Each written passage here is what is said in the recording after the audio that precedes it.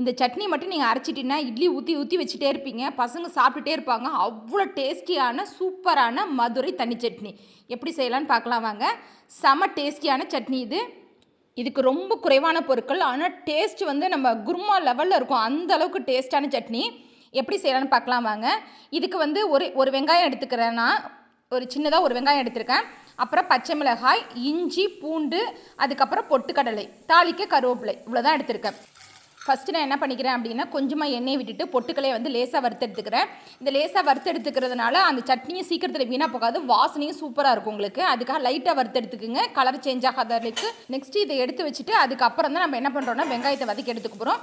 வெங்காயம் வந்து கண்ணாடி பதம் வதங்கினா போதும். அதோட நான் என்ன பண்ணிக்கிறேன்னா பச்சை மிளகாய், பூண்டு, இஞ்சி அதை சேர்த்துக்கிறேன். ஒரு சின்ன துண்டு இஞ்சி, ஒரு 2-3 பல் பூண்டு, அவ்வளோதான். இதை வந்து வதக்கிக்க வேண்டியதான். பச்சை மிளகா உங்கள் காரத்தை தகுந்தாப்புல சேர்த்துக்குங்க. இது கொஞ்சம் காரம் கூடுதலாக இருந்தால் தான் நல்லாயிருக்கும். அதனால் நீங்கள் பச்சை மிளகா ஃபஸ்ட்டு வதக்கி எடுத்துக்குங்க. அரைக்கும் போது உங்களுக்கு தேவைப்படுற அளவுக்கு வச்சு அரைச்சி எடுத்துக்குங்க. அரைக்கும் போது நம்ம வாயில் கொஞ்சம் பாதி மிளகாய் சேர்த்துக்குங்க.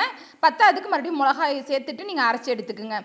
ஆனால் இதுக்கு வந்து காரம் கூடுதலாக தான் இருக்கணும். அதனால் ஒரு 4-5 பச்சை மிளகாய் கண்டிப்பாக வேணும். நான் பொட்டுக்கடலை அப்படிங்கிறது ஒரு 25-30 கிராம் எடுத்துருந்துருப்பேன். கொஞ்சமாக கல்லுப்பு சேர்த்து இந்த வெங்காயத்தை நல்லா வதக்கி எடுத்துக்கிறேன். வெங்காயம் கண்ணாடி பார்த்தா வதங்கினா போதும். உடனே நம்ம இதை ஆற வச்சுட்டு அப்படியே அரைச்சிக்க வேண்டியதான். இளஞ்சூடாக இருக்கும் போதே அரைச்சிட்டிங்கன்னா நல்லா நைஸாக அரைப்படும் உங்களுக்கு. நெக்ஸ்ட் ஃபஸ்ட்டு நான் பொட்டுக்கலையை போட்டு ஃபஸ்ட்டு வந்து அரைச்சி எடுத்துக்கிறேன். இதை பவுட்ரு பண்ணி எடுத்துக்கிறேன். நெக்ஸ்ட்டு வந்து வெங்காயம், பச்சை மிளகாய், இஞ்சி, பூண்டு எல்லாத்தையும் வச்சு அரைச்சி எடுத்துக்க வேண்டியதான். உப்பு பார்த்துக்குங்க, பத்தலைன்னா உப்பு சேர்த்துக்குங்க. நான் ஒரே ஒரு பச்சை மிளகாய் வச்சுட்டு மீதி எல்லாத்தையும் சேர்த்துக்கிட்டேன். சேர்த்து எல்லாத்தையும் அரைச்சிட்டேன். எனக்கு வந்து காரம் இப்போ கரெக்டாக இருந்துச்சு. சப்போஸ் உங்களுக்கு காரம் தேவைப்பட்டுச்சுன்னா அந்த இன்னொரு பச்சை மிளகாய் சேர்த்து அரைச்சிக்கலாம். இப்போ இதுக்கு தாளிப்பு அப்படின்னு பார்த்தீங்கன்னா கடுகு, உளுத்தம்பருப்பு, கருவேப்பிலை தாளிச்சிட்டு உடனே ஸ்டவ் ஆஃப் பண்ணிவிடுங்க.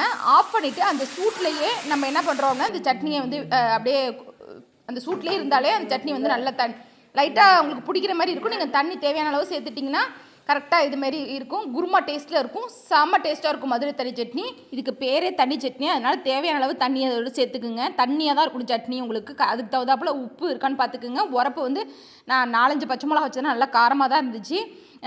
இது அப்படி தண்ணியாக இருக்கணும். அப்படியே நம்ம சாம்பாரில் நினச்சி சாப்பிட்ற மாரி சட்னியில் நினச்சி சாப்பிட்டிங்கன்னா அவ்வளோ டேஸ்ட்டாக இருக்கும் சட்னி. செம்ம டேஸ்ட்டான சட்னி. கண்டிப்பாக ட்ரை பண்ணி பாருங்கள். இது மாதிரி சூப்பரான ரெசிபி வேணும்னா சப்ஸ்கிரைப் பண்ணிக்கோங்க.